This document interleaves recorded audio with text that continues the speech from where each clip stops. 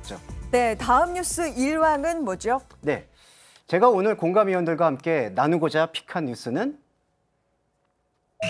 새 일왕, 한일 갈등 풀릴까입니다.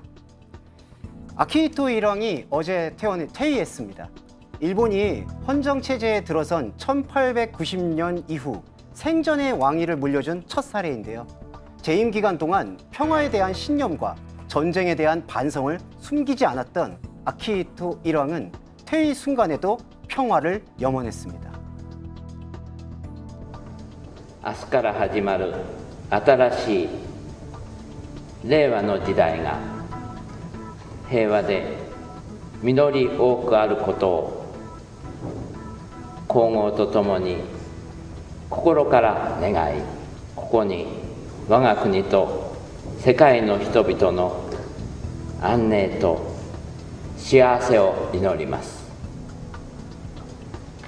평화주의자로 불린 아키히토 일왕은 그동안 일본의 과거사에 대해 유감의 뜻을 표명해왔습니다. 아베 총리의 보수 우경화 행보에 깊은 우려를 나타나기도 했죠. 한일 관계는 현재 매우 경색되어 있는 상태입니다. 새로 등극하는 나루히토 일왕이 아베 총리의 폭주를 견제할 수 있을지, 앞으로 한일 관계는 풀릴 수 있을지 주목되고 있어 이 뉴스를 픽해보았습니다.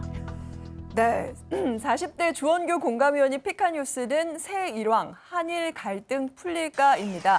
시청자 여러분, 이 뉴스에 얼마나 공감하실지 궁금합니다. 저희 얘기 나누는 동안 주원규 의원이 이 뉴스를 선정한 것에 공감하시면 JTBC 앱에서 참여하시거나 유튜브 JTBC 온에어에서 세대공감.com 링크를 눌러주시면 됩니다.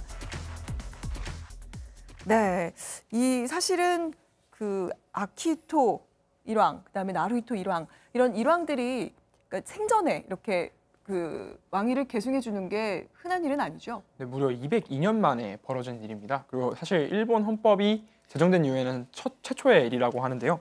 이제 1817년 아들에게 이제 양위한 고카쿠 일왕 이래 202년 만에 있는 일이라고 합니다. 근데 이제 아무래도 이게 처음 있는 일이다 보니까 관련한 법 그리고 뭐 관습 이런 게 없어서 특별법까지 제정을 했다고 합니다. 지난 2016년 8월에 이제 아키히토 일왕이 몸이 많이 쇠약해져 국가 상징의 임무를 다하는 것이 어렵다라고 갑자기 밝혔는데요. 그래서 한 2년에서 3년 동안 지금까지 좀 특별법 어떻게 퇴위를 하고 양을 할 것인가에 대한 과정을 논하는 자리가 계속 있었고, 그래서 이제 오늘 마침내 이제 일왕이 퇴위하고 새로운 시대가 열렸습니다. 네, 저희 사실 이 아키히토 일왕의 모습은 뭐 영상을 통해서나 뉴스를 통해서 많이 보셨을 텐데 시청자분들이, 근데 정확하게 어떤 인물인지에 대해서는 잘 모르실 수도 있을 것 같아요. 이제 국민들한테는 이제 아키히토 일왕 같은 경우 아베 총리의 대립각을 세우면서 평화를 좀 강조한 일왕이다라는 정도만 전해졌었는데요. 아키히토 일왕 같은 경우에는 1933년생으로 일본이 패전 당시에 11살이었다고 합니다. 아무래도 이제 본인이 2차 세계대전에 직접 이제 목도했고, 그 다음에 패전 이후에 일본이 어떤 상태에 있었는지 그런 부분을 직접 경험했기 때문에 평화를 강조했다라고 이야기를 하는데요.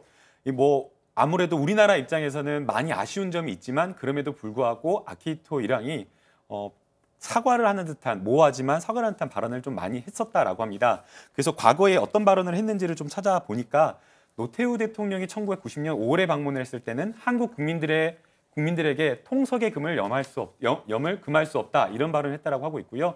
1994년과 98년 이제 김영삼 대통령과 김대중 대통령이 방문했을 때는 한반도 분들에게 다대한 고난을 안겨준 시기가 있다. 또 1998년에는 일본이 한반도 분들에게 큰 고통을 안겨준 시기가 있다라고 하면서 이 아베 총리가 평화헌법을 바꾸려고 하는 것을 철저히 막아온 인물로 평가가 되고 있습니다.